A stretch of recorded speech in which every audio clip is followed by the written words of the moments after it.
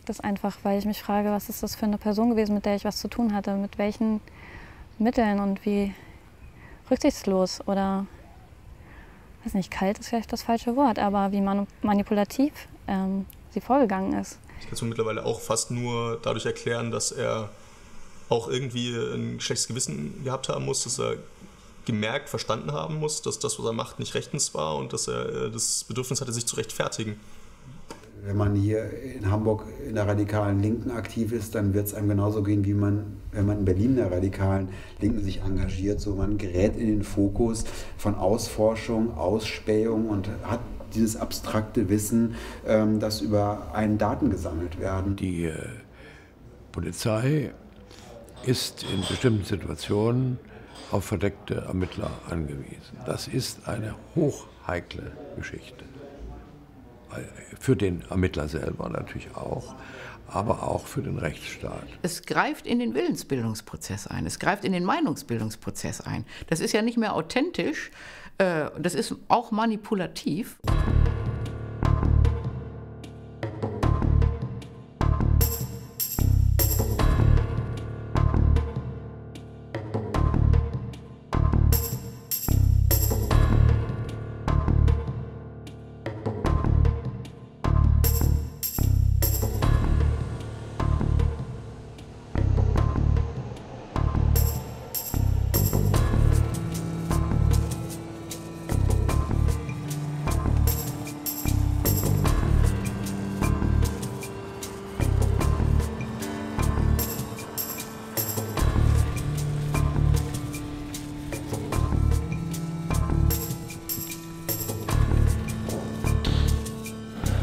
Sie ist nicht die erste gewesen, sondern sie war in einer ganzen Reihe von weiteren Verdeckten, die auch hier in der Roten Flora aktiv waren. Die Flora ist im September 1989 eröffnet worden. Wir haben im Dezember 1990 das erste Mal mit einer verdeckten Ermittlerin des Hamburger LK uns auseinandersetzen müssen. Also schon ein Jahr nach Bestehen dieses Ortes. Ich habe sie eben zu meinen Freunden gezählt und sie war eine Freundin, die so bisher sich so verhalten hat, wie ich mir das von einer Freundin eben wünsche. So, sie ist für mich da gewesen, für andere da gewesen. Damals ist das Verfahren wie vieles eingegangen, mit einem Strich versehen worden. Ich habe das dann, soweit ich mich erinnere, gesehen im Ausgang. Es ging um eine V-Person, einen verdeckten Ermittler die von der Polizei eingeschleust werden sollte.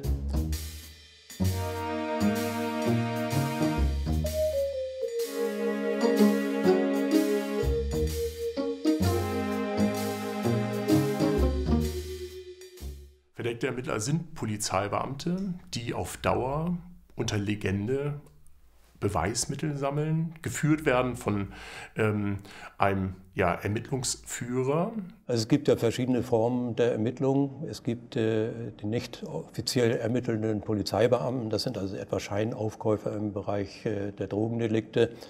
Dann gibt es die V-Leute, die Verbindungsleute, die als Privatperson und Insider einer Szene der Polizei berichten. Letzteres ungut, weil man meistens Persönlichkeiten bekommt, die man sich nicht unbedingt wünscht. Deswegen ist eigentlich der verdeckte Ermittler als Beamter einer Polizeidienststelle, also Zoll oder Polizei, eigentlich eine bessere Auskunftsperson, weil die beamtenrechtlich und auch durch Führung entsprechend eng gebunden ist und vermieden wird, dass Dinge aus dem Ruder laufen. Also ich denke, es kann viele Gründe geben, verdeckte Ermittler in der Rolle sich wohlzufühlen. Das hat ja viel mit Genugtuung und Macht zu tun. Auch Gefühle von Triumph spielen da bestimmt eine Rolle. Denn man ist ja Alleinwissender oder Alleinwissende in dem Moment. Alle anderen wissen ja überhaupt nicht, was gespielt wird. Und das stattet einen ja auf jeden Fall mit Macht aus. Natürlich ist man auch einsam in der Position. Aber ich glaube, Macht und Genugtuung, das ist schon eine sehr große Motivationsquelle.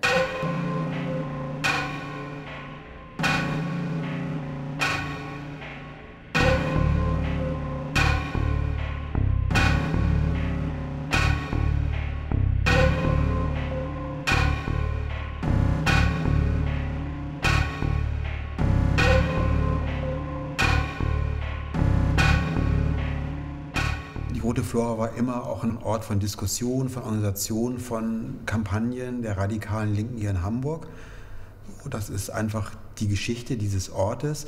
Die Flora ist aber auch immer ein Ort von Subkultur gewesen. Es gibt hier also Bandübungsräume, eine Fahrradselbsthilfe, Motorradselbsthilfe. Es gibt hier einen Sportraum, der von verschiedensten Gruppen und Zusammenhängen genutzt wird. Es gibt hier das Archiv der sozialen Bewegung. Die Flora ist ein wichtiger Ort für Partys, Soli-Partys auch, also viele politische Kampagnen, Antirepressionskampagnen sind hier in der Flora einfach auch finanziell mit unterstützt worden. Hier finden Partys statt, Kino, Lesungen, Kabarett, Theater. Vielleicht ist das auch einer der Gründe, warum eben dann hier die verdeckte Ermittlerin Iris auch unter anderem hier diesen Ort gewählt hat, weil es war, glaube ich, für sie auch so ein Ticket in verschiedene andere Szenen. So, wer hier in der Flora irgendwie aktiv ist und der so mit diesem Label, ich mache was in der Flora und sitzt da auf dem Plenum aktiv ist, das ist auch eine Eintrittskarte in andere politische Zusammenhänge. Wir haben es hier mit offenen Kreisen einfach zu tun. Ja? Keine abgeschotteten Kreise wie eine Clanstruktur, eine Hierarchie. Die linke Szene lebt ja davon, von der Beteiligung, ja? Offenen Zirkeln, Gesprächsrunden. Ja? Das ermöglicht natürlich den Einsatz oder erleichtert den Einsatz von verdeckten Ermittlern in diesen Bereichen ungemein. Ja, wenn sich die rechte Szene quasi im Hinterzimmer einer Gastwirtschaft trifft und dann wird die Tür zugemacht, das ist ein geschlossener Raum. Ja, da fällt es weniger einfach, muss man einfach sagen, als Bild gesprochen. Ausgerechnet für eine verdeckte Ermittlerin des Hamburger LKAs eigentlich ein Spaziergang ist, hier irgendwie zu einem offenen Angebot zu kommen, irgendwie mit offenen Armen auch letztlich empfangen zu werden, die dann binnen Monaten hier irgendwie auf dem internen Plenum mehr oder weniger sitzt so und von da aus dann auch noch einen Startpunkt hat, um quasi noch die restliche Szene zu infiltrieren. Und das finde ich absolut absurd, weil dann in dem nächsten Schritt eigentlich die Gefährlichkeitsanalyse des LKAs, die dahinter steckt, das ist ein abgeschotteter Haufen, der ist konspirativ organisiert, da werden also ständig die brutalsten Straftaten geplant, eigentlich mit dem, wie es faktisch läuft, konterkariert wird. Wenn wir von organisierter Kriminalität reden, beispielsweise, wo man eben Attribute einfach mitbringen muss, ja, um da ranzukommen, ja, wie gesagt, hochprofessionell organisierte Strukturen, oder arbeiten wir halt mit öffentlichen Bildern, ja, also bringe ich ein Zertifikat als Finanzbuchhalter mit oder hänge ich mir Dreadlocks ran?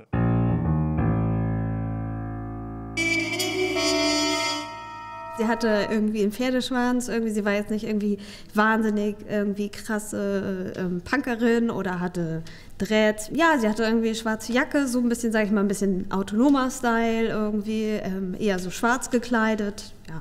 Sie war für mich eben eine Plenumsteilnehmerin, eine, die auch eine Meinung hatte, die sich auch in Diskussionen engagiert hat, die sich auch in Untergruppen, die sich gebildet haben, um bestimmte Sachen auf den Weg zu bringen oder zu klären, auch engagiert hat. Also die war für mich einfach eben als Aktivistin auf dem Plenum authentisch. Sie war nämlich nett, sie war witzig, sie ist eben mit uns ausgegangen, sie hat sich eben, wie gesagt, um Geschenke gekümmert, sie hat irgendwie versucht, mit allen Leuten irgendwie gut Kontakt zu halten, sich zu kümmern, wie geht's dir so, das ist schon auch sie war sehr hilfsbereit, sie hat irgendwie bei Renovierungsarbeiten geholfen, so. Also das ist so ein bisschen so ein Moment von, keine Ahnung, wieso sie das alles gemacht hat, so. Aber das war eben auch ein Mensch. Also bei uns lief das Verfahren auch schon vorher, schon Ende der 90er Jahre, glaube ich, ist es eingeleitet worden, in diesem anderen Zusammenhang, aber wegen der Kontaktpersonen zu gesuchten Straftätern. Also die Dinge sind damals ja sekretiert worden, sind damals als geheim eingestuft worden. Ich bin jetzt nicht in der Lage zu sagen, ob der Geheimnisschutz aufgehoben ist. Es ist ja auch so, dass da, wenn ich richtig unterrichtet bin, noch Folgeverfahren sowohl in Hamburg als auch hier in Karlsruhe, habe ich gehört, laufen. Als verdeckte Ermittlerin ist sie auf eine Zielperson angesetzt worden, also auf mindestens eine. Das ging um zwei Komplexe, nämlich Autonome Zelle Ulrike Meinhof da ging es um Strafverfolgung, also StPO, und RAF, also das Thema RAF und Autonome Zelle Ulrike Meinhof. Der Anfangsverdacht bei der terroristischen und bei der kriminellen Vereinigung ist relativ niedrig angesiedelt, weil der Sinn dieses Ermittlungsverfahrens ja gerade ist, in diese Kreise einzudringen und zu sehen, was da passiert. Also soweit ich mich erinnere, war das Verfahren aus einem Verfahren hervorgegangen, in dem die Hamburger Polizei einen verdeckten Ermittler als Beobachter eingesetzt hat. Also das war im Bereich der Gefahrenabwehr. Das muss man ja trennen, Strafverfolgung, Gefahrenabwehr. Die Polizei hatte versucht, auf dem Wege der Gefahrenabwehr diese Konturen zu ermitteln und war dann wohl gescheitert. Und dann hat man das Verfahren an uns herangetragen und gebeten, wir möchten doch diesen Antrag stellen.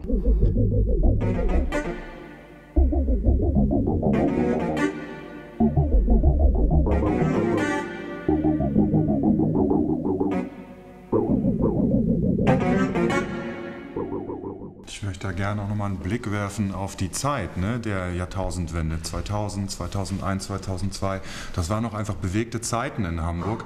Ne, ich möchte erinnern an die Auseinandersetzung um Hamburger Wagenplätze, ne, die besonders in der Auseinandersetzung um die Bambule doch weit über Hamburg hinaus sehr bekannt geworden sind. Ne? Und gleichzeitig sah man sich in dieser Stadt konfrontiert mit einem massiven Rechtsruck, ne? Mit der Wahl, wo die CDU, die Schillpartei und die FDP eine Koalition gebildet haben. Und es ging ja nicht nur um Wagenplätze, sondern ne, es gab ganz massive Kürzungen im sozialen Bereich. Hier die Schließung des Fixsterns im Schulterblatt, die Schließung von Frauenhäusern und einiges mehr.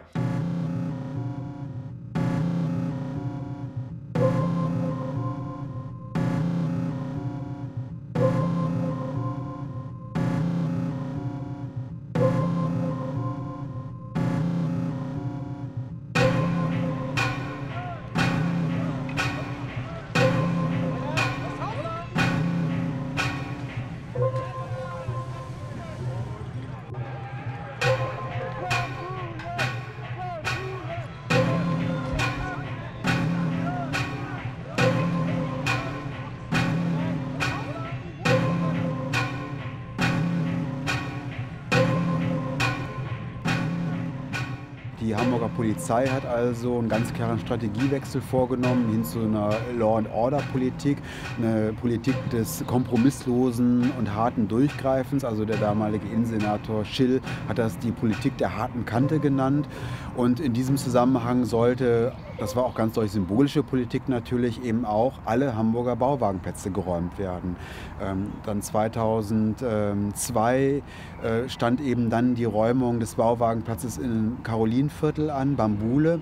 Und das ist eine Räumung gewesen, die im November 2002 halt durchgeführt worden ist. Die Räumung selber ist doch mit vergleichsweise wenig Widerstand durchgesetzt worden.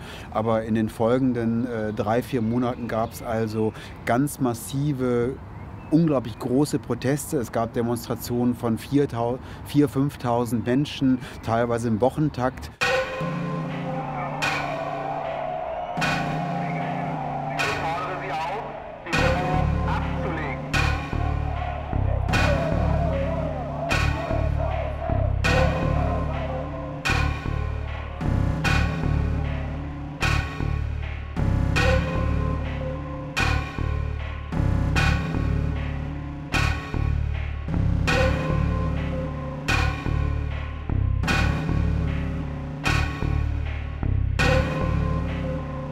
Aber es war schon nochmal eine sehr eskalierte Situation und auch eine Situation, wo es eine unglaublich starke Mobilisierung auch der radikalen Linke bis weit in ein bürgerlich-liberales Lager in Hamburg gab.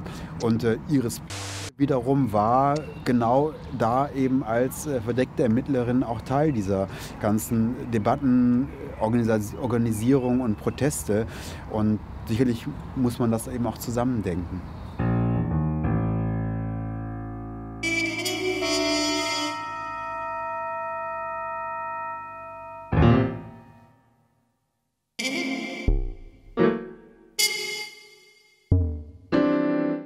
Die Legendierung kostet halt immer unterschiedlich viel Geld, aber es kommt durchaus vor, dass VE-Einsätze 6- bis 7-stellige Summen kosten. Tatsächlich muss man sagen, dass politisch motivierte Kriminalität links in Hamburg ein Problem ist und das seit vielen, vielen Jahren, sodass es halt nicht verwundert, dass man auch in diesem Bereich halt das Ermittlungsinstrument VE einsetzt. Für mich ist das eine politische Kontinuität von politischer Justiz, die in Deutschland eine ganz lange Tradition hat. Dass also eine politische Justiz gegen links immer funktioniert hat, dass es da immer ein klares Feindbild gab und dass es da auch immer die Bereitschaft gab, also auch mit allen Mitteln, die man irgendwie zur Verfügung hat, eben auch durchzugreifen. Und wenn man sozusagen wieder in der Frage politische Justiz und wie geht sie aber mit links und rechts um, da gibt es ja signifikante Unterschiede. Ich fand das sehr bezeichnend, dass auf der letzten Innenausschusssitzung im November war ja verdeckte Ermittlerin Iris Thema und danach gab es einen weiteren Tagesordnungspunkt, der sich halt mit der Frage der NSU und den Morden der NSU in Hamburg auseinandergesetzt hat. Es ging um die Frage, ob es da einen Untersuchungsausschuss hier in Hamburger Bürgerschaft geben soll. Und dann wurde auch die Frage gestellt, wie denn das eigentlich sei, mit verdeckten Ermittlern in Nazi-Strukturen in Hamburg. Und dann haben die da allen Ernstes gesagt, naja, das ist uns zu gefährlich. So, wir setzen vom LKA Hamburg keine verdeckten Ermittler in der Nazi-Szene an, weil das ist uns zu heikel. Da vertrauen wir auf die Erkenntnisse des Verfassungsschutzes. Ich habe immer auch das Gefühl, dass die eigentlich auch immer, also das Hamburger LKA oder diese Abteilung, uns da sowieso nicht so schrecklich ernst nehmen und das Gefühl haben, naja, da wird schon eh nicht viel passieren. Dann schreiben sie halt ein wütendes Flugblatt, aber weder wird die Beamtin irgendwie gekidnappt und in der Elbe einbetoniert, noch wird ihr irgendwie das Ohr abgeschnitten, sondern dann sind die ungewaschenen Zecken halt schwer geknickt und beleidigt irgendwie, dass ihnen das passiert ist und sonst passiert ja sowieso nicht so viel.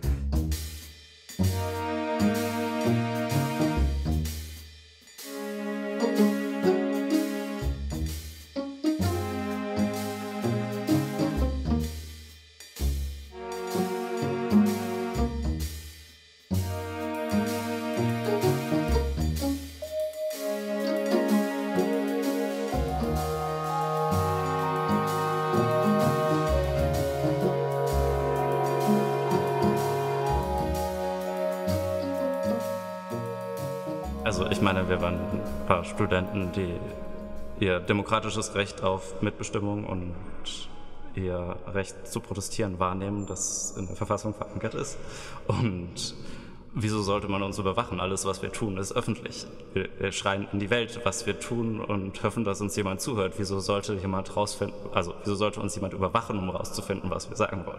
Damals war ja natürlich auch Überwachung schon Thema, auch die ganzen Bundestrojaner-Geschichten, die ganzen Internetüberwachungssachen, Telefonüberwachung, das haben wir damals auch schon diskutiert und auch dazu gearbeitet, auch Veranstaltungen dazu gehabt. Aber wir haben immer gesagt, dass das uns nicht betreffen kann eigentlich, weil das ja nur bedeuten könnte, dass sie wirklich nichts zu tun haben, weil wir zwar unbequem waren, aber wir waren ja für niemanden gefährlich. Wir haben uns nur für mehr Freiheiten für die gesamte Gesellschaft eingesetzt. Ihr November, Dezember 2009 ist dann bei einer Informationsveranstaltung, wo wir eine alternative Studierenden-Einführungsveranstaltung gemacht haben von Seiten der Studierendenproteste, und gleichzeitig eine Uni-Einführung für neue Studierende war. Da ist eben der verdeckte Ermittler Simon das erste Mal auch aufgetaucht in Heidelberg, wo wir ihn eben dann auch das erste Mal kennengelernt haben und er sich eben schon als Simon vorgestellt hat. Effektiv lässt sich ja sehen, dass an seinem Einsatz man erkennen kann, dass er sich für Klimapolitik interessiert hat, dass er sich für Anti-Atom-Politik interessiert hat, dass er sich für Datenschutzsachen interessiert hat. Er hat selber eine Fahrraddemo für mehr Fahrradstraßen organisiert. Es ging einfach darum, die gesamte außerparlamentarische Opposition in der Region auszuspionieren und da einen Blick drauf zu haben.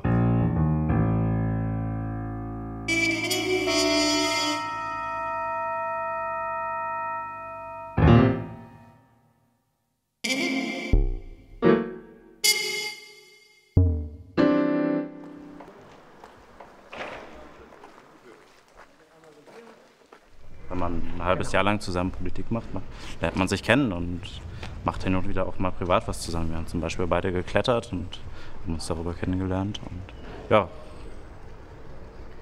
dann so, wenn man ein bisschen Privatleben miteinander teilt, dann ist das halt ein sehr seltsames Gefühl, wenn man hinterher erfährt, der andere Mensch wurde dafür bezahlt.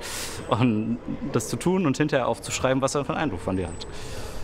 Ja, und nicht nur bezahlt, irgendwie Freund zu sein, sondern bezahlt, so zu tun, als wäre dein Freund und dich eigentlich zu verraten, natürlich. Ja. Es ist grundsätzlich erst einmal das letzte Ermittlungsinstrument, was eingesetzt werden kann, wenn alle anderen Ermittlungsinstrumente, wie beispielsweise halt eben die Durchsuchung, die Telefonüberwachung, die Zeugenvernehmung, all das, wenn das gescheitert ist, dann greift man auf den verdeckten Ermittler zurück und dann sieht der rechtliche Rahmen vor, halt Straftaten mit besonderer Bedeutung, Staatsschutzbereich, organisierte Kriminalität, Bandenkriminalität. Das sind so die Bereiche, einige Bereiche, die der gesetzliche Rahmen vorsieht, wo verdeckte Ermittlungen stattfinden dürfen.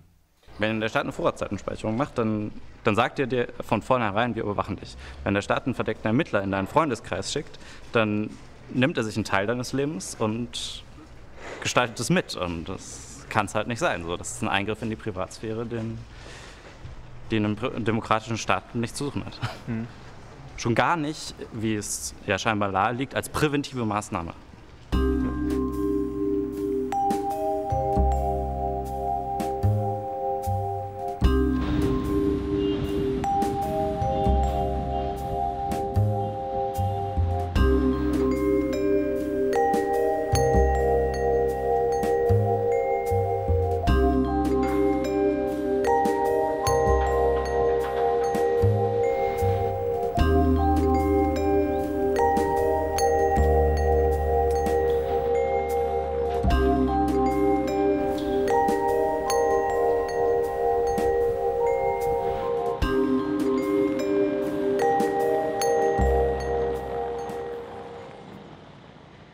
Der Verdacht gegen Iris gründete sich auf vielen für sich einzeln genommenen, eher unspektakulären Indizien. Da war zum Beispiel, dass sie alleine gewohnt hat in einer sehr anonymen Mietskaserne, in einem sehr großen Wohnblock. Sie war für damalige Verhältnisse relativ alt, für so ein Szene-Einstiegsalter.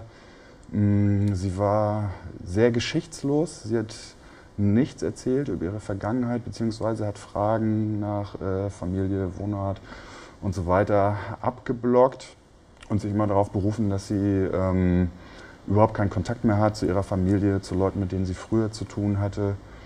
Sie hat selber viele Fragen gestellt, ne, besonders zur Flora. Sie hat an einem Ort angeblich gearbeitet, wo man sie nicht besuchen konnte, angeblich im Büro von Galeria Kaufhof und solche Dinge, die für sich genommen eigentlich alle gar nichts aussagen müssen oder die auf ganz viele Leute zutreffen können. In der Summe hat uns das allerdings stutzig gemacht. Den Kontrollverlust durch den Rausch hat sie genauso gesucht wie alle anderen irgendwie auf den Partys auch. So, sie hat dann nicht versucht, sich immer noch den Überblick zu behalten. Also das ist nicht so mein Gefühl gewesen. Das Einzige, was mir gerade einfällt, was natürlich ein bisschen so, sie wollte nie fotografiert werden. So, das ist wirklich das Einzige, wo ich so finde, ja, das ist so ein bisschen seltsam, aber ich stehe da jetzt auch nicht so drauf. Naja, wir sind da erstmal relativ planlos und hilflos angetreten, irgend sowas wie eine diffuse Wahrheit zu ermitteln und haben da unterschiedliche Sachen unternommen. Zum einen haben wir uns erstmal schlau gemacht, wir haben alte Fälle durchgearbeitet, um so ein bisschen was an Erfahrungsschatz zu sammeln. Wir haben uns ein bisschen vertraut gemacht, wie arbeitet eigentlich die Polizei, wie werden solche Einsätze organisiert, wie funktioniert das alles. Ne? Dann haben wir unsere Fühler ausgestreckt innerhalb der Szene, haben versucht, vorsichtig Leute zu kontaktieren, von denen wir angenommen haben, dass sie sich vielleicht ein bisschen besser kennen, ein bisschen was über sie wissen. Und haben uns auch einmal mit Iris selber getroffen bei ihr zu Hause, haben uns von ihr einladen lassen und dann gemeinsam einen Abend verbracht. Und das war schon sehr seltsam, ne? Da zu sitzen und eigentlich irgendwas über sie rausfinden zu wollen und selber so ein Gefühl zu haben von, man dringt da jetzt in die Intimsphäre von jemandem ein, den man vermutlich ungerechtfertigterweise beschuldigt, eine verdeckte Ermittlerin zu sein.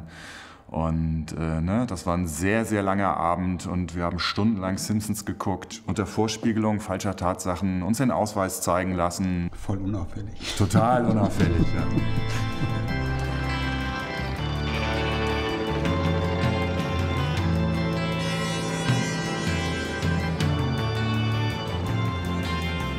Dass sie nichts hören wollten oder nichts glauben, waren sie doch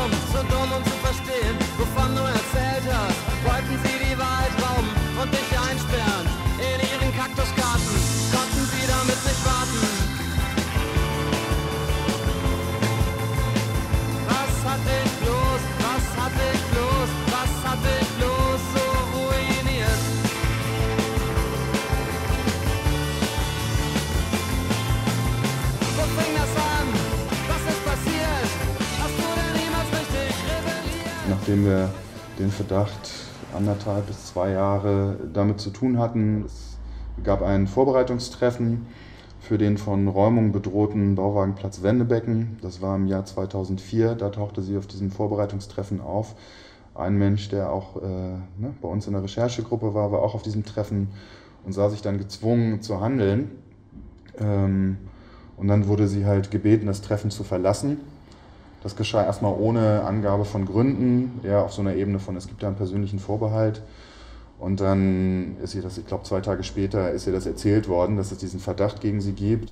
Iris war sehr, sehr stark aufgewühlt, also die geweint, die war total fertig und konnte das, also ich dachte halt, oh, sie kann das alles gar nicht verstehen und für sie bricht gerade auch eine Welt zusammen, so, weil wir uns ja viel auch in dieser linken Szene ja eigentlich ständig bewegt haben.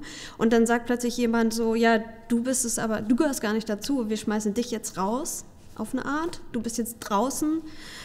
Das heißt ja irgendwie, wenn das stimmt, dann bist du alle deine Freunde los, dann bist du ein komplettes Umfeld los, du verlierst alles, was du hast. Es gibt im Grunde nichts Denunzierenderes in der linksradikalen Struktur, als mit dem Vorwurf, man ist Spitzel oder gar verdeckte Bulle oder Bullin betroffen zu sein. So. Und es war auch klar, das trifft jemanden im Innersten.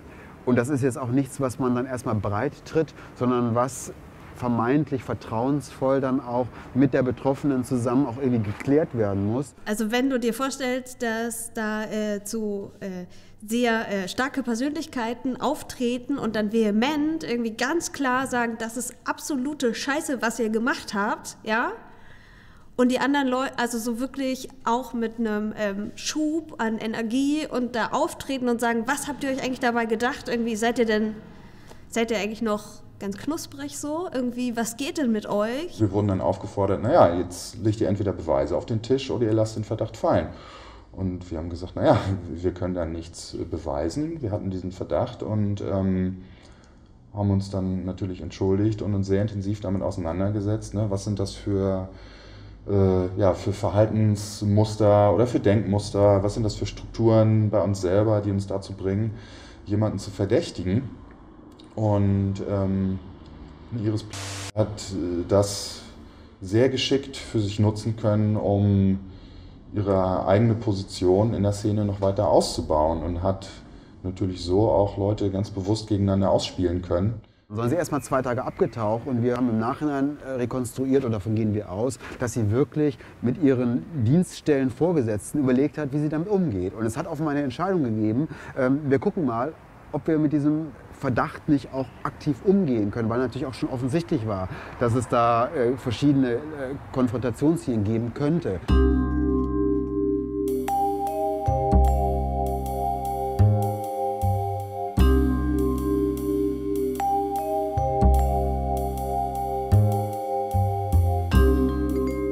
Sie wollte ja, dass alle Leute, die daran beteiligt sind, wollte sie in einem 1:1 Gespräch treffen und von denen hören, warum, wie, weshalb sie eigentlich auf diesen Verdacht gekommen sind, wer alles beteiligt war.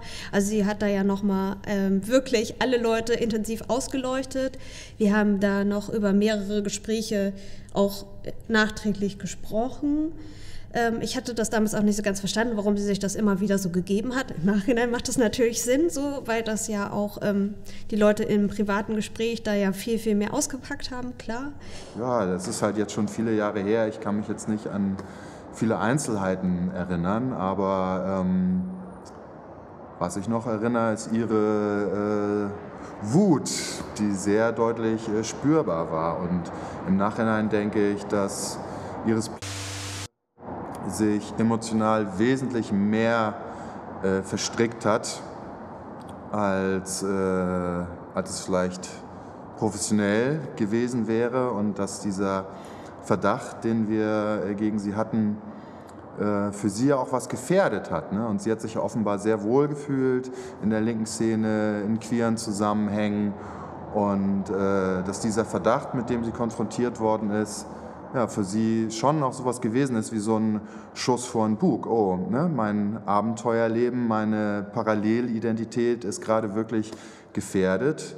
Also ich glaube, die ist so mit dieser Rolle identifiziert, dass sie in dem Moment die Trennung gar nicht mehr hinkriegt, wer sie eigentlich noch ist. Und ich kann mir auch vorstellen, in dem Fall, das ist ja schon ein sehr krasses Beispiel, dass man irgendwann auch, wenn man so in die Rolle reingeht, 100%ig, dass man dann auch ein Gefühl für Grenzen verliert. Wann ist eigentlich mal genug? Also das muss man ja erstmal können, weinen und sich da so verhalten, so scheinbar echt, dass ich mir das wirklich gut vorstellen kann, dass einfach ein Gefühl für eine Grenze verloren geht und man immer tiefer reinrauscht in diese Rolle.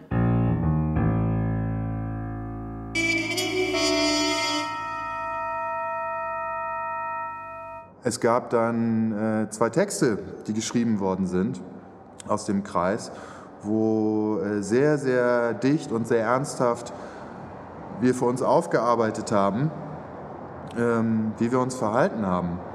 Und dieser Text diese Texte sollten veröffentlicht werden. Die Absprache mit Iris, ihrem damaligen Unterstützerinnenkreis, war, die kriegen den Text einmal, um den zu lesen, um Anmerkungen zu machen. Und wir haben diesen Text geschrieben, haben den an Iris weitergereicht. Und sie hat den natürlich verschwinden lassen. Und der ist bei ihrem Unterstützerinnenkreis niemals angekommen, dieser Text. Und auch das zeigt so ein bisschen, wie tief auch so eine Zerrüttung oder so ein Konflikt da auch Szene gespalten hat. Dass Leute aus unterschiedlichen Zusammenhängen es nicht mehr hingekriegt haben, miteinander zu sprechen. Also sowohl der Unterstützerinnenkreis hätte mal fragen können, was ist denn eigentlich mit dem Text? Wir warten da drauf. Und wir hätten auch mal fragen können, wie sieht's aus, wie findet ihr den denn? Und es kommt dann viele, viele Jahre später, kommt es erst raus. Und das ist, glaube ich, was ich sehr bezeichnend finde an dem Einsatz von Iris, wie tiefgehend das wirklich Freundschaften, Beziehungen, aber auch politische Zusammenhänge zerstört hat. Das fand ich jetzt auch schon auch wirklich nochmal krass so, dass sie da auch wirklich dann dem entscheidenden Punkt ganz bewusst manipuliert hat, damit durchgekommen ist und da ja auch wirklich über Jahre dann auch dafür gesorgt hat, dass über Jahre Menschen miteinander sich mit dem Arsch nicht mehr angucken. Wo es ja nicht nur eine Ermittlungstätigkeit gab, sondern wirklich eine Art von Counterinsurgency, was nochmal deutlich macht, okay, Geheimdienste finden nicht nur Dinge heraus, sondern sind da auch ganz aktiv daran beteiligt, ne, irgendwelche Dinge zu tun.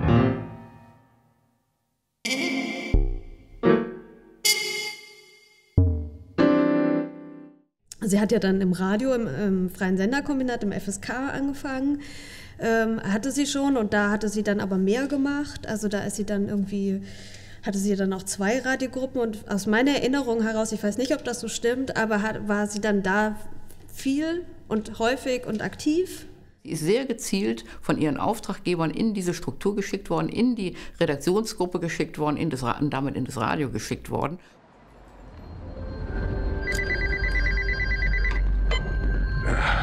Wer ist da? Hallo, ich bin's. Störe ich? Nein, das ist schon gut. Was gibt's?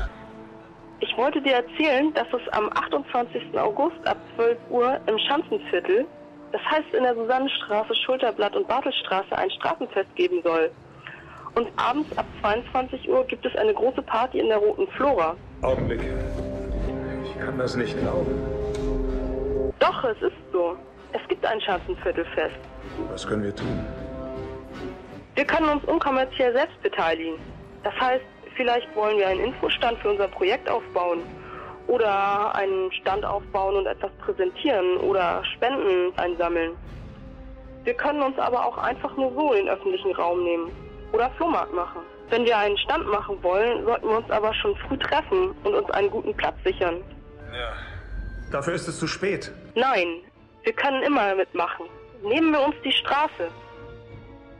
Hast du jetzt Lust mitzumachen? Wo war das nochmal? Im Schanzenviertel, Susannenstraße, Schulterblatt, Bartelstraße, 28. August. Es war erstens ein technisch sehr aufwendig gemachter Jingle, wo man sich schon fragt, wer hat den jetzt eigentlich hergestellt? Das ist die erste Frage, die ist auch nicht richtig beantwortet. Und zweitens kommen solche Sätze vor, wir nehmen uns den öffentlichen Raum. Und das ist natürlich, wie soll ich mal sagen, dass wer die Sprache kennt, weiß, dass das einen auffordernden Charakter hat, dass das einen konfrontativen Charakter hat, so eine Aussage. Und die hat sie getätigt. Und die hat sie offensichtlich auch in Rücksprache mit ihren Vorgesetzten, mit ihren VE-Führern getätigt. Und das ist dann schon, finde ich, sehr problematisch, wenn die Polizei in potenziell konflikthaften Situationen dazu aufruft, sich die Straße oder sich den öffentlichen Raum zu nehmen.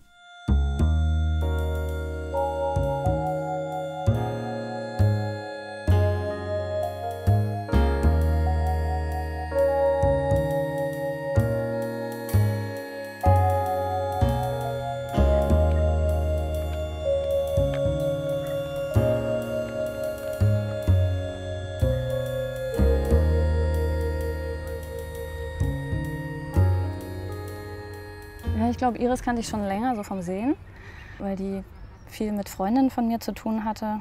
Die war einfach wahnsinnig charismatisch. So eine Person, die man so anguckt, die einen anlächelt und man denkt, wow, das ist eine tolle, offene Person, die einfach sympathisch ist, nett und der man einfach schnell vertraut. Also ich habe eigentlich ein sehr gutes so eine Menschenkenntnis, der ich eigentlich auch immer sehr vertraue. Und wenn ich Menschen kennenlerne, dann habe ich im selben Moment das Gefühl, okay, das ist eine tolle Person oder mit der möchte ich lieber Abstand haben. Und bei Iris war das halt genau das Gefühl von, super, finde ich, ist eine spannende Person. Zum Beispiel erinnere ich mich noch daran, wie wir über Wachen und Strafen von Michel Foucault diskutiert haben.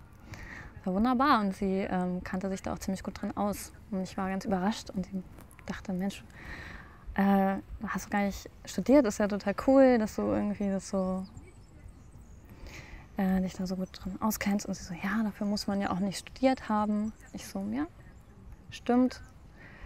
Nehme ich total zurück irgendwie. Aber ich meine, im Nachhinein ist klar, dass sie das Buch in- und auswendig kennt. Ne? Und ich glaube, so richtig angefangen uns so zu treffen, das war wirklich erst vielleicht im Februar oder so. Ja, das war dann auch der Moment, wo relativ schnell sich unsere Bekanntschaft oder Freundschaft in eine intimere Verbindung umwandelte. Und das war kurz vor ihrer Abreise in die USA.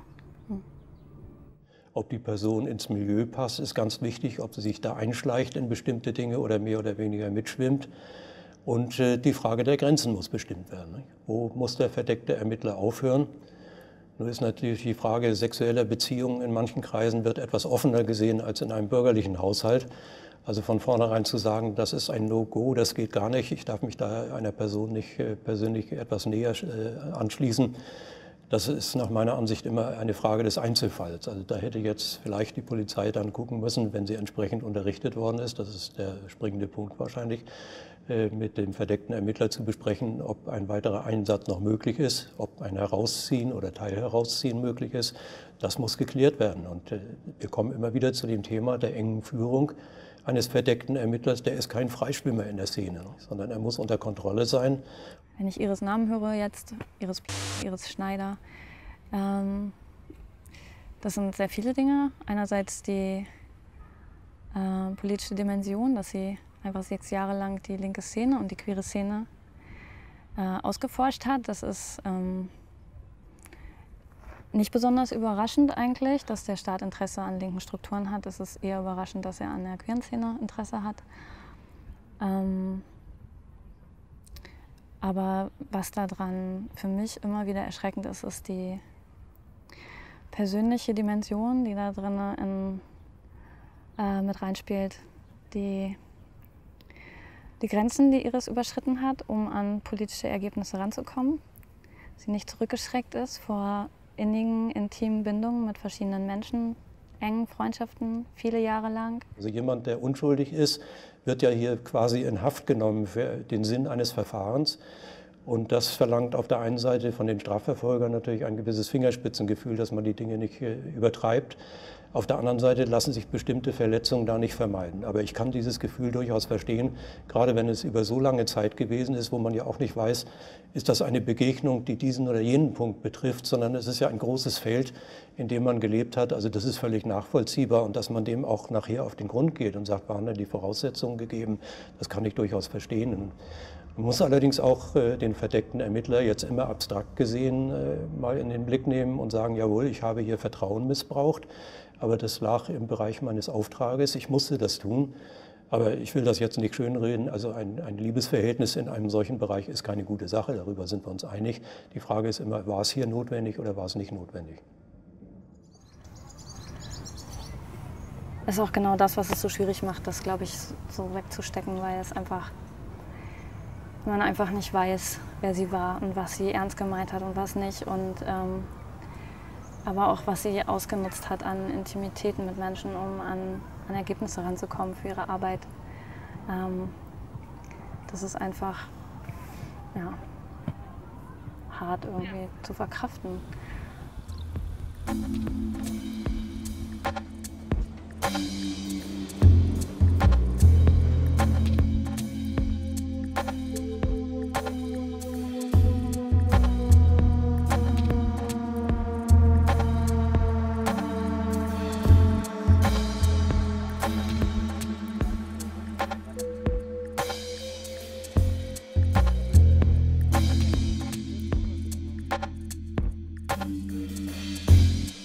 Auf jeden Fall ein sehr freundschaftliches Verhältnis. Also am Anfang hatten wir ja noch relativ wenig miteinander zu tun, aber gegen Sommer eben dann zu uns zur kritischen Initiative gekommen und dann haben wir relativ schnell relativ viel mit ihm zu tun gehabt und dann waren wir auch zusammen in Brüssel, da war No Border Camp, wo wir uns eben für Rechte von Migrantinnen und Migranten eingesetzt haben, wo er eben auch dabei war, wo man gemeinsam gezeltet hat und das ist ja auch so ein super spannender Fall, weil das ja im Ausland war, nach dem Polizeigesetz von Baden-Württemberg, was ja auch schon mal wieder völlig illegal war. Er war ja überall unterwegs und hat auch in allen möglichen Gruppierungen von geflüchteten Asylarbeit bis Umweltpolitik, bis Atompolitik, bis antifaschistischer Arbeit hat er ja alles abgedeckt und überall eine Unzahl von Menschen ausspioniert.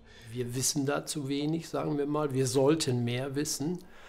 Und dann eben die Idee geboren wird, da setzen wir jetzt mal einen verdeckten Ermittler ein und gucken mal, was wir da rauskriegen können.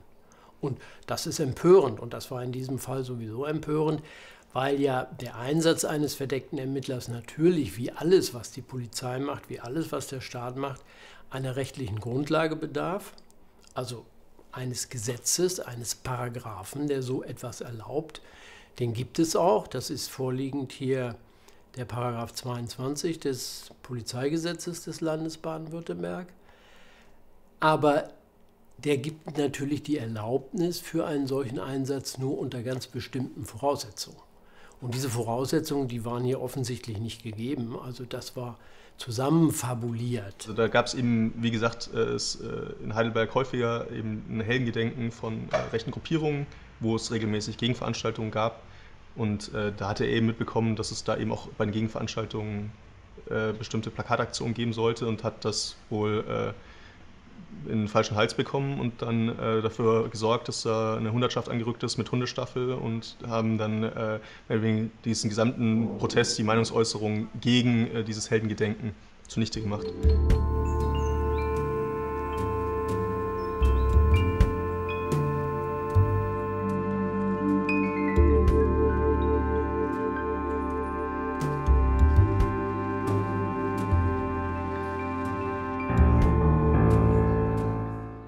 Letzten Mittwoch ist eine weitere verdeckte Ermittlerin öffentlich enttarnt worden über einen Internetblog. Die LKA-Beamtin Maria hat zwischen Ende 2008, Anfang 2009 bis 2012 hier in der Hamburger Szene verdeckt ermittelt.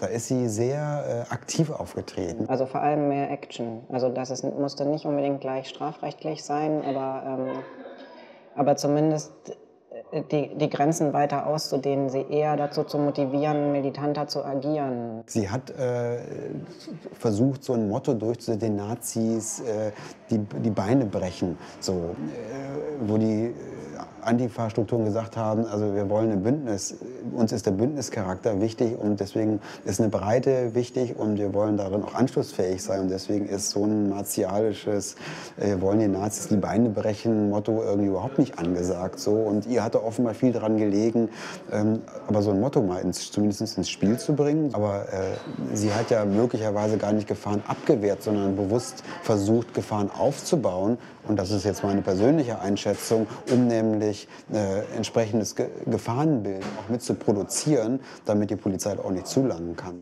Und das, finde ich, ist jetzt auch wieder die gleiche Folie. Der Staatsschutzbullen, Abteilungen, die sind einfach unersättlich. So, die wollen einfach alles wissen. Und da gibt es, glaube ich, auch wirklich nichts, was sie nicht interessiert und nichts, was vielleicht im Nachhinein auch absurd ist, wo man sich so, was wollen die eigentlich damit oder was nützt ihnen das eigentlich? Und ich glaube, weil sie es selber nicht wissen, aber aus so einer Manie heraus, aber es könnte ja mal irgendwann auf die entscheidende Spur führen, um dann den großen Schlag gegen die linksextreme Szene zu fahren, wollen die einfach nichts verstolpern.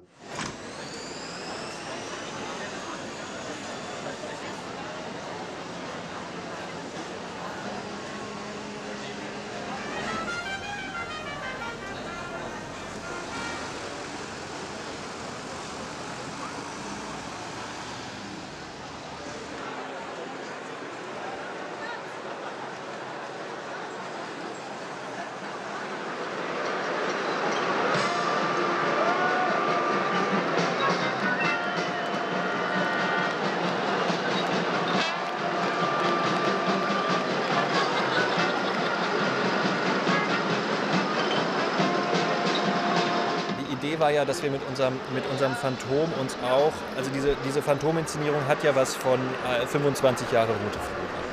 Es beginnt nicht nur damit wie im Musical, dass ein Kerzenleuchter hochgehoben wird in den Himmel, sondern dass so eine Art Abrissbirne 1988 über der Roten Flora schwebt.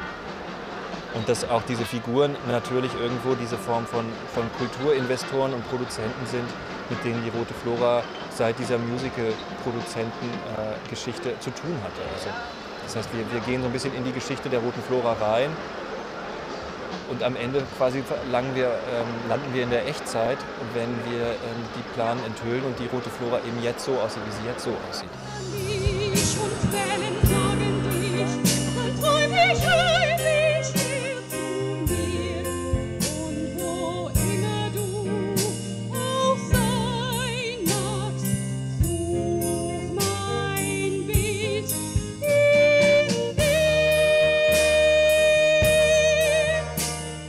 Wir haben uns schon gedacht, dass unser Phantom ganz nah ist, das Phantom der Oper, dass das auch mal bei Iris P. zu Hause vorbeikommt und klingelt und ein Ständchen singt.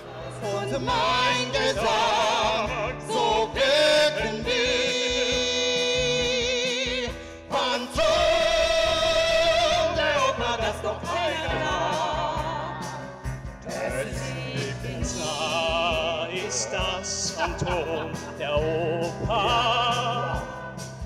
Gefahr geht vom Phantom der Oper. Du schaust als Medium, was ist und scheint, Geist und Mysterium in dir vereint.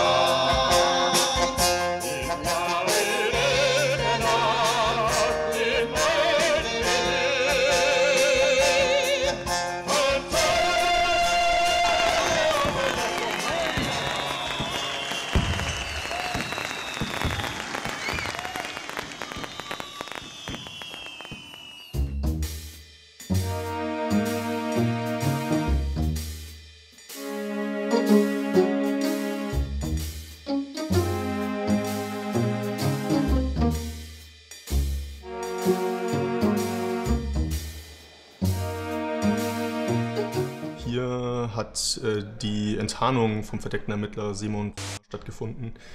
Am 12.12.2010 war das.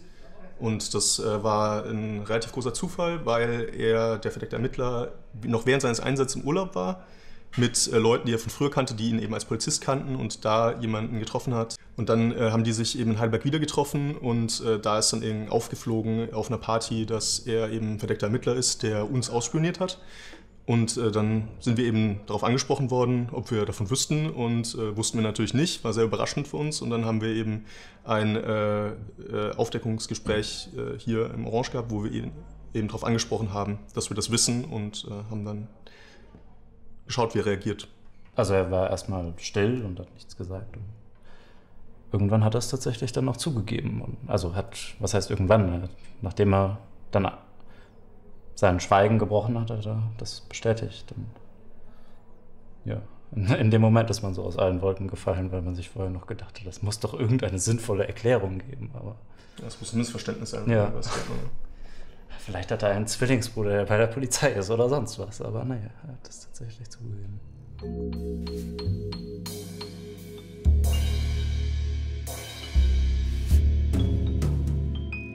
Auch das ist dem Zufall geschuldet, dass die LKA-Beamtin ihres unter Verwendung ihres Klarnamens aufgetreten ist in einer, ich möchte sagen, mehr oder weniger öffentlichen Veranstaltung, wo sie halt erkannt worden ist von einer Person, die sie noch unter ihrer Legende kannte, unter dem Namen Iris Schneider, und um die ganze Auseinandersetzung in der damaligen Zeit wusste und dann doch sehr erstaunt war, da keine Iris Schneider, sondern eine Iris sitzen zu sehen, die sich ganz offen zu erkennen gibt als Beamtin des Landeskriminalamts.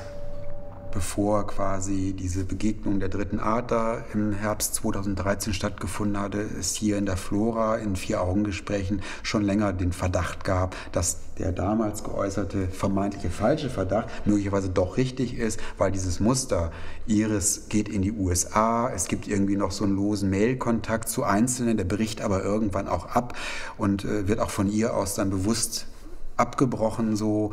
Da gab es auch damals schon so die Besorgnis, vielleicht war doch an dieser Geschichte damals was dran. Ich glaube, ich habe verschiedenste Emotionen irgendwie jetzt im Laufe der Zeit irgendwie so durchgemacht. Wut, Trauer, Enttäuschung. Ja, such dir was aus. Teilweise fand ich es auch irgendwie nur so total absurd, weil es eigentlich ist eigentlich ist es ja wie so eine schlechte Schmierenkomödie, so, ne? Also wenn man diese ganze Geschichte mit so, ja, und dramatisch und das so eine Telenovela, wo dann doch rauskommt, dass irgendwie die Person nicht und dann doch bla bla blub, so. Ich glaube, meine erste Reaktion war ein sehr lautes Lachen. Denn ich glaube, 12 Jahre waren es, mit dem vermeintlichen Wissen gelebt. Ich habe da einem Menschen sehr, sehr großes Unrecht getan und ich habe massiv dazu beigetragen, einen unschuldigen Menschen aus unseren Strukturen rauszuekeln. Und insofern kann ich vielleicht sagen, dass es eine Art von Erleichterung gewesen ist, auch wenn das ein bisschen zynisch klingen mag. Ich war so BKA und mir blieb so die Luft weg. Weil im ersten Moment, wenn man das Wort Spitzel hört, dann ist es krass, aber es kommt noch nicht so an. Also es kam irgendwie an, aber nicht so krass, wie als ich dann gehört habe, BKA, das ist so eine institutionelle Größe, das ist einfach Polizei.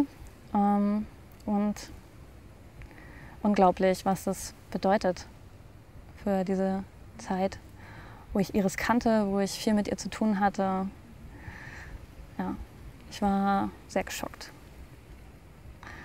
Und dann natürlich im nächsten Moment kamen ganz andere Gefühle auch noch durch. Also sowas wie Trauer. Und ganz am Anfang haben wir uns mehr so ein bisschen darüber unterhalten, was das denn eigentlich heißt, so, weil wir es alle gar nicht fassen konnten.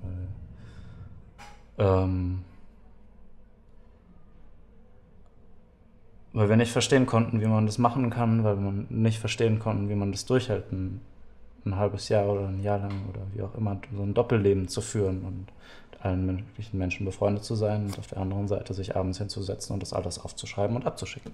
So würde ich das erklären mit dem Spaltungsmechanismus, dass quasi die Seite, die Moral oder andere Werte, dass die auf der Seite liegen, die gerade nicht präsent ist. Also dann ist diese Spaltung in der Form vorhanden, dass ich ziehe meine Rolle durch, ich mache das hier, das ist mein Auftrag, das ist mein Job. Und da ist dann die Moral einfach nicht da. Die ist abgespalten auf der anderen Seite, im Moment nicht verfügbar. Ja, das ist wie wenn jemand stirbt, aber in dem Fall war es halt noch irgendwie noch was anderes, weil die Person war nicht eine tolle Person und ist dann gestorben und war dann weg, sondern die Person war weg und gleichzeitig war sie nie diese tolle Person, für die ich sie gehalten habe. Also es war quasi ein Trugbild. Mehr Leute sind angekommen, so viele, dass wir halt vor die Tür gegangen sind. Standen wir da vorne an der Straßenecke und naja, er hat nicht von sich aus erzählt, was er getan hat. Man musste ihm alles aus der Nase ziehen. Also man musste immer fragen, hast du dieses gemacht, hast du jenes gemacht, hast du Daten von dem weitergegeben? Also wir haben wirklich einzelne Personen durchgegangen. Und dann haben wir nochmal gefragt, hast du von dem auch Daten weitergegeben? Und dann kam immer wieder neu Ja.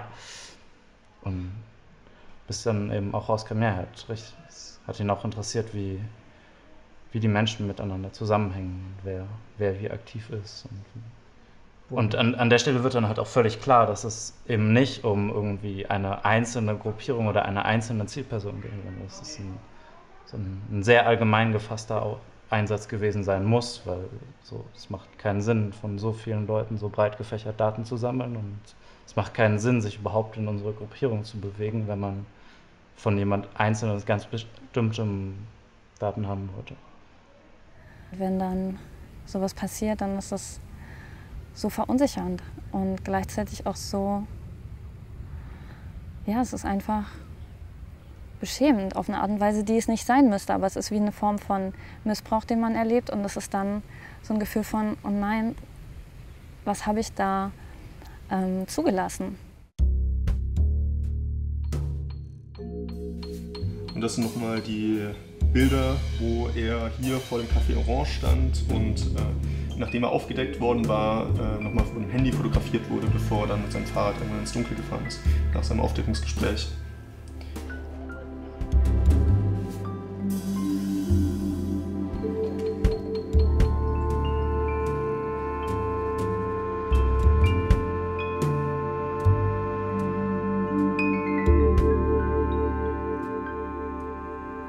Wir wollten sie ganz bewusst damit konfrontieren, dass wir sie zu Hause aufsuchen, nirgendwo anders abfangen, sondern bei ihr vor der Haustür stehen. Es war völlig klar, dass wir da keine körperliche Auseinandersetzung, keine Bestrafungsaktion veranstalten wollen, sondern dass wir das Gefühl hatten, ihr deutlich zu signalisieren, so, wir wissen, wo du wohnst, so, wir haben deine Adresse recherchiert, so, und das ist die Quittung für deine jahrelange systematische Hintergehung von Genossinnen und Genossen von uns. So, das war das Signal, was wir da bei einer persönlichen Begegnung ihr hätten vermitteln wollen. So. Es war dann aber so, nachdem wir den zweiten Abend dort erfolglos geklingelt hatten, obwohl jemand zu Hause war, sind wir dann auf der Rückfahrt plötzlich von Polizeibeamten in einem Streifenwagen gestoppt worden. Und irgendwann waren dann mehrere Streifenwagen vor Ort, und dann kam auch ein etwas höher angesiedelter Polizeibeamter dazu und hat dann relativ barsch und einem sehr aggressiven Ton gesagt, dass das jetzt hier eine Kontrolle der Gefahrenabwehr sei, und wenn jetzt nicht sofort alle Personalien herausgegeben würde, würde man vorläufig festgenommen und zur Wache verbracht werden. Und was uns das gezeigt hatte, ist, dass wir ab einem ganz bestimmten Punkt offenbar auch dann unsere Observationen wiederum von der Polizei offenbar gegenobserviert worden sind, und wir davon ausgehen, dass zumindest diese letzten beiden Besuche mit dem Versuch, Iris direkt zu konfrontieren, also von der Polizei schon überwacht worden sind.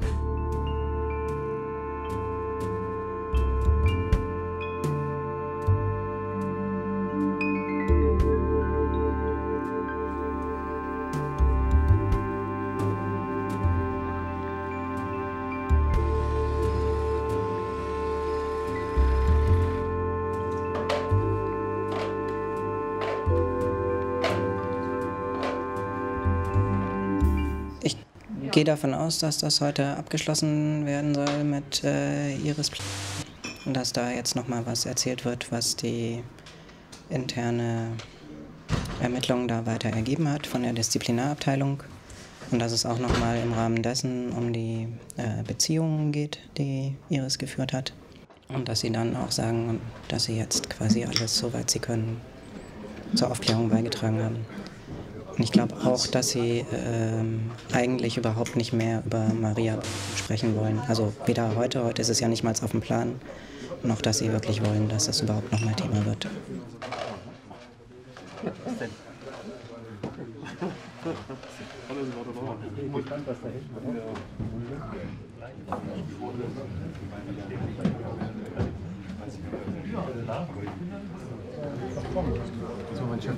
Ja klar, fangen wir an Dienstag.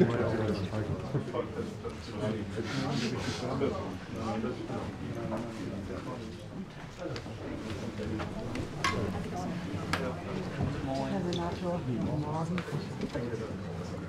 Wir haben jetzt, glaube ich, 5 oder 6 Innenausschusssitzungen zu dem Thema gehabt, seit es bekannt geworden ist.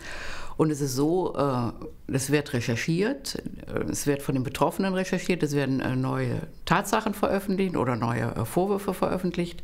Wir recherchieren danach, wir bereiten das auf, wir stellen Fragen.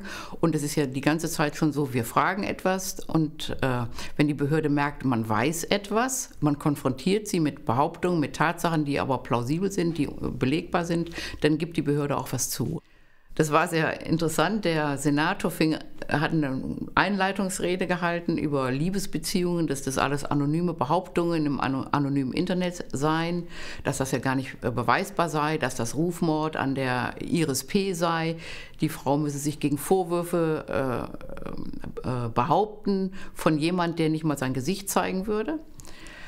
Und das Interessante war, dass ich genau in Bezug auf diese Liebesbeziehungen neue Kenntnisse hatte, neue Tatsachen kannte und die Behörde damit konfrontiert habe. Und dass das Personen gibt oder mindestens eine Person gibt, die sagt, ja, ich hatte eine Liebesbeziehung mit ihr. Die sagt, ich war mit ihr 3-mal in Urlaub. Ich kann das belegen, ich habe die Daten noch. Die sagt, die Frau hat mich abgeschöpft, die hatte Zutritt zu meiner Wohnung, die hatte Zutritt zu meinen Tätigkeiten, zu allem, was ich gemacht habe. Das war jetzt neu, weil das ja bisher immer bestritten worden ist. Und das habe ich gestern in der Innenausschusssitzung gesagt. Die Aussage aus der Behörde ist, hätte man das gewusst, hätte man den Einsatz sofort gestoppt. Also die Aussage ist erstmal, das sei ein No-Go. Es gibt aber auch so flapsige Äußerungen, man kann ja auch nicht verlangen, dass sie wie Nonnen leben oder so. Ich glaube nicht, dass sie ganz gezielt darauf angesetzt werden, aber ich glaube, dass da ein Klima herrscht, dass man das, vor allem wenn es zu was führt, wenn es nützlich ist, wenn abgeschöpft werden kann, auch duldet. Und das ist, da ist eine Grauzone, die von dem LKA zum Beispiel geduldet wird. Das ist meine feste Überzeugung. Und kein Mensch kann mir erzählen, dass jemand über Monate, über Jahre eine Beziehung führt, die teilweise sehr, sehr intensiv ist. Und die VE-Führer, die ja fast täglich Besprechungen mit der Iris P. hatten, das nicht mitbekommen. Wenn ich sehe, dass die Polizei dann dieses Verfahren nach unserer Einstellung noch sehr viel länger geführt hat, obwohl da Erkenntnisse nicht zu gewinnen waren, dann kann ich das eigentlich nicht bewerten, weil ich die Hintergründe nicht kenne. Ich weiß ja nicht, welchen Wissensstand die Polizei hatte. Für uns war das Verfahren 2005 abgeschlossen mit der Einstellung und mit der Erkenntnis, dass die Dinge eigentlich nichts gebracht haben. Ich weiß, dass die Polizei noch nach wie vor erhebliche Mühe hat, in Hamburg mit diesem Vorgang umzugehen. Aber wenn ich das jetzt bewerte als Staatsanwalt im Nachhinein, dann müsste ich der Polizei vielleicht Zensuren erteilen, was hier sicher nicht angebracht ist.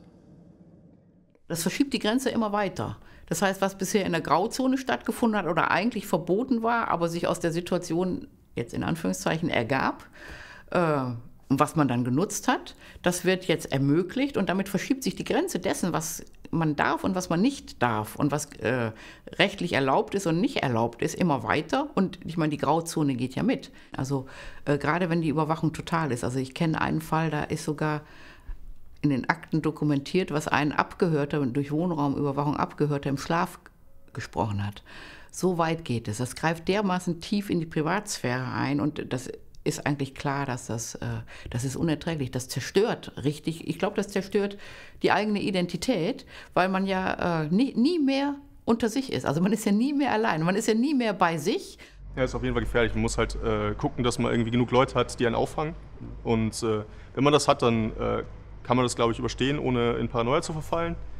Aber es ist also, dass es eine Unverschämtheit ist und dass man sich da getroffen fühlt und dass da ein Vertrauen in Behörden noch weiter absinkt, das ist unvermeidbar. Wir rutschen in einen Präventionsstaat, der möglichst viel über uns wissen will, weil er dieses Wissen möglicherweise mal verwerten kann.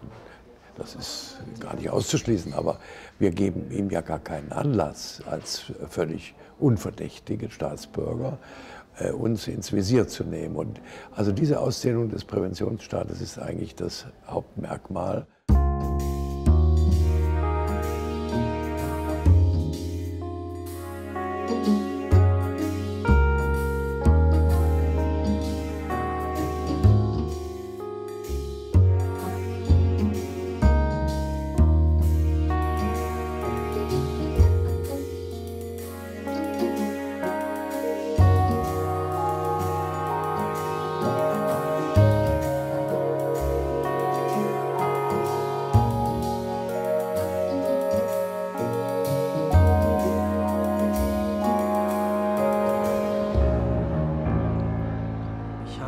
Beamtin Astrid, ich glaube so Mitte 2006 kennengelernt.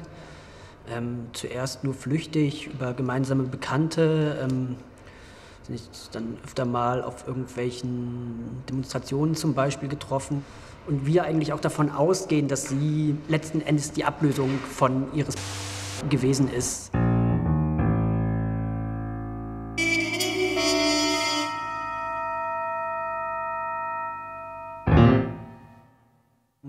Im Laufe der Zeit hatte sie dann den Eindruck erweckt, auch mit mir befreundet zu sein und irgendwie teilweise eben auf irgendwelchen gemeinsamen Treffen gesehen, teilweise abends in der Kneipe irgendwie, was weiß ich, mal zusammen gekocht. Sie war auf meinem Geburtstag eingeladen, ich da, wo sie vorgab, Geburtstag zu haben. Sie hatte eingeladen in ihre ebenfalls ja nicht reale Wohnung in Altona. Es war so eine Einzimmerwohnung, wo sie gewohnt hat, dann für die Zeit eben, und hat da ihren Geburtstag gefeiert, wo sie eben auch mich und auch andere dann eingeladen hat.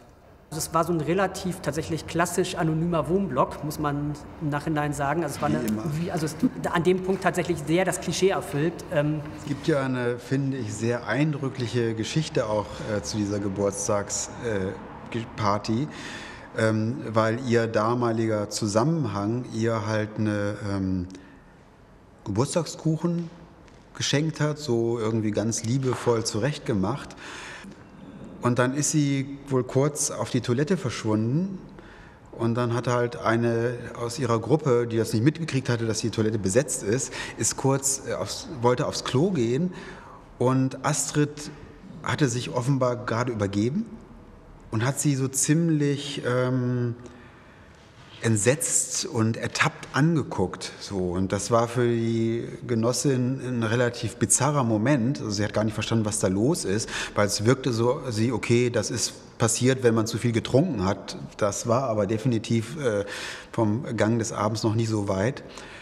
Und im Nachhinein war so ihr Gefühl, dass das wohl einer der wenigen Momente möglicherweise gewesen ist, wo sie sich vor sich selber geekelt hat.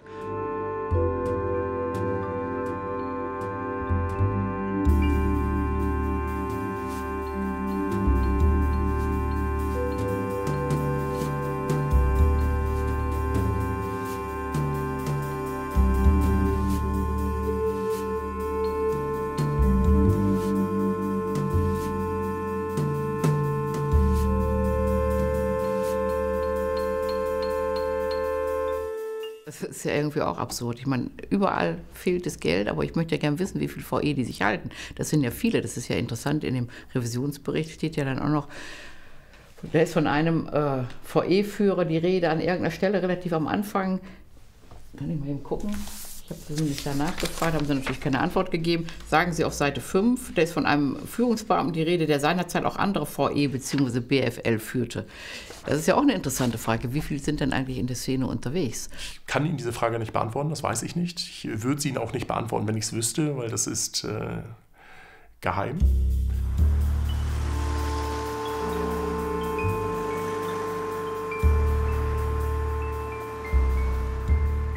Das Gericht, vielleicht kannst du das nochmal beschreiben, du bist auch aktiv in diesem sogenannten Arbeitskreis Spitzelklage. Ja. Was habt ihr da vor Gericht jetzt sozusagen vorgebracht und was habt ihr erwirkt? Und ist das ein Erfolg oder nicht? Ja, diese ganze Gerichtssache ist ja eigentlich erst aufgekommen, nachdem wir eben gemerkt haben, dass die Aufklärung in komplettes Stocken geraten ist, weil eben ja die Grünen nach der Wahl sich dann nicht mehr dafür interessiert haben, dann mussten wir halt erstmal gegen diese Akten frei dagegen klagen bis vor das Bundesverwaltungsgericht, dass wir versucht haben, eben die Akten überhaupt fürs Gericht frei zu bekommen, weil selbst die Richter irgendwie die Akten nicht sehen sollten. Dezember, glaube ich, 2010 ist der verdeckte Ermittler aufgeflogen. Und wir haben dann, der Fall war ziemlich schnell bei mir, glaube ich, weil es natürlich einmal die öffentliche Empörung gab, die öffentlichen Reaktionen. Es gab natürlich auch im Landesparlament Anfragen dazu. Die Wellen schlugen hoch, aber es gab natürlich auch die Idee bei den Betroffenen, ob man in dieser Sache nicht auch rechtlich etwas unternehmen sollte. In Heidelberg gibt es zum Beispiel Schülerdemonstrationen, Bewegungen aus der Universität heraus zum aktuellen Thema Bildungspolitik, aber auch einen aktiven Jugendgemeinderat. Geschwärzt. Diese Gruppe nicht, geschwärzt, zielgeschwärzt eines einzusetzenden Verdeckten und geschwärzt. Also das ist die Begründung zu diesem Einsatz, die halt komplett geschwärzt ist. Die Akten, die über uns angelegt worden sind, die sind bis heute einfach noch komplett nicht freigegeben. Es gab ungefähr in der Zeit ein Strafverfahren gegen einen Menschen, der gar nicht in Heidelberg lebt, sondern etwa 40 Kilometer weg. Und gegen den war in ganz anderer Sache ermittelt worden. Und da war eine Hausdurchsuchung gewesen. Und im Rahmen dieser Hausdurchsuchung hatte man zufällig im Keller 6 oder 7, glaube ich, angeblich gebrauchsfertige sogenannte Molotow-Cocktails festgestellt. Und dann hat dieser Mensch an dem Ort, wo er lebt oder im Nachbarort, anlässlich einer Demonstration gegen einen rechten Aufmarsch zusammengestanden mit dieser Zielperson aus Heidelberg und geschwatzt. Und das hat die Polizei beobachtet. Und dann war die messerscharfe Schlussfolgerung, dass der Heidelberger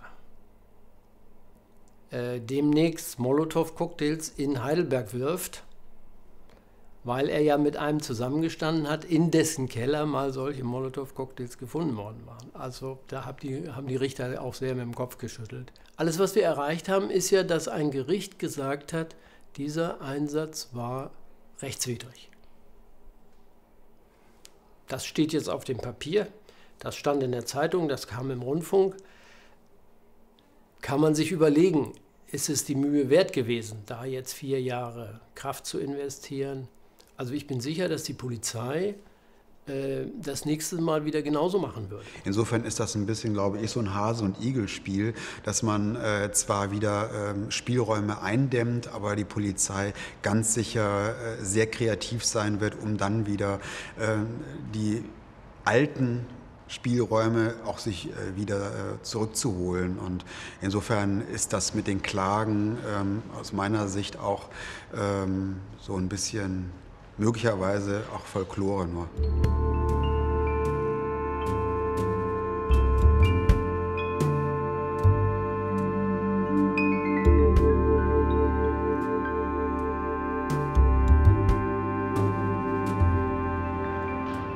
Aber ich fand ja diese Plakatwand ganz apart, muss ich sagen.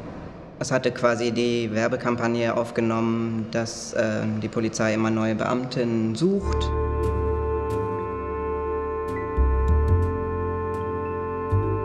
Die Reaktion der Polizei darauf oder des Staatsapparats hätte ja besser nicht sein können. Ich glaube, also es gab ja so schöne Bilder, wo sie mit Klettergurt gesichert dann da in einer Nacht- und Nebelaktion diese Plakatwand dann übermalt haben. Ich glaube, wäre es nicht übermalt worden, wäre wahrscheinlich die Reaktion weitaus geringer gewesen. Insofern können wir uns dann nur bedanken bei der Polizei für diese effektive Werbemaßnahme nochmal.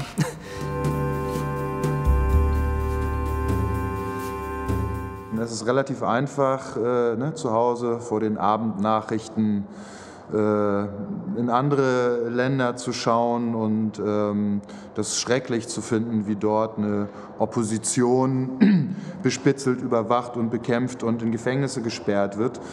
Und dass aber auch hier eine radikale Opposition so überwacht wird, wo ich sagen würde, das sind geheimdienstliche Methoden, die auch an so eine Staatssicherheit erinnert, was alle schrecklich finden. Und Das müssen Menschen sich bewusst machen, dass es halt eben nicht nur eine radikale Linke davon betroffen sein kann, sondern dass viele Leute da schnell in so ein Fadenkreuz geraten können. Es ist unbestritten, dass es einen Kernbereich persönlicher Lebensgestaltung gibt, in dem die Strafverfolgung nichts zu suchen hat. Das ist kein neues Thema. Dass das immer ein heikles Feld ist, das weiß ich. Deswegen ja auch die entsprechenden Sicherungen in der Strafprozessordnung. Aber verzichtbar ist dieses Instrument nicht. Wenn ich mich anständig benehme, dann muss mich der Staat gefälligst in Ruhe lassen. Nicht? Und, aber der Bedürfnis nach Freiheit ist schwerer zu verteidigen als das Bedürfnis nach Sicherheit. Es gibt kein Grundrecht auf innere Sicherheit. Alles, was unsere Verfassung betrifft, ist auf die Freiheit bezogen, muss durch das Filter der Freiheit hindurch. Und also die bequeme Situation nach irgendeinem Vorfall gleich wieder zu sagen, hier muss die Freiheit eingeschränkt werden, dieser Automatismus, der immer wieder festzustellen ist, Terroranschlag, neue Gesetze, ja, das ist verheerend. Und das hat eben zu dieser Summe einer übertriebenen Sicherheitslogik geführt. Im kommenden Jahr soll der G20-Gipfel in Hamburg stattfinden. Und es ist völlig klar, dass die Gegenseite, in dem Fall die Polizei, auch jetzt wieder ihre Kohorten von verdeckten Ermittlerinnen und Ermittlern losschicken muss. Das liegt in der Natur der Sache. Und allein aus diesem Grund gibt es, glaube ich, so etwas wie ein vitales Interesse, alle Menschen auch dafür zu sensibilisieren, dass einfach damit zu rechnen ist, dass die Polizei auch in Zukunft, in den nächsten Monaten mit geheimdienstlichen Mitteln uns versuchen wird, auszuforschen.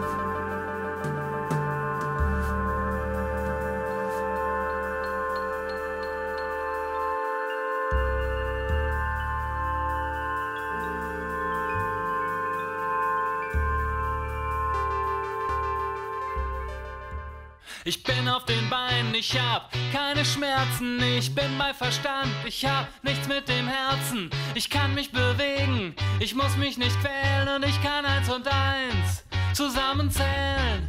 Ich richte den Blick auf die wichtigen Dinge, ich messe den Druck und spüre die Zwänge. Ich nehme sie wahr, die räumliche Enge und sag nein. Ich will hier nicht sein, ich bin fest entschlossen, diesen Ort zu verlassen, die Fesseln zu sprengen und alles zu hassen, was ich hier geliebt hab und was mich, es tut mir leid, inklusive dich, wahr ist, was wahr ist, dass das, was war, nicht mehr da ist.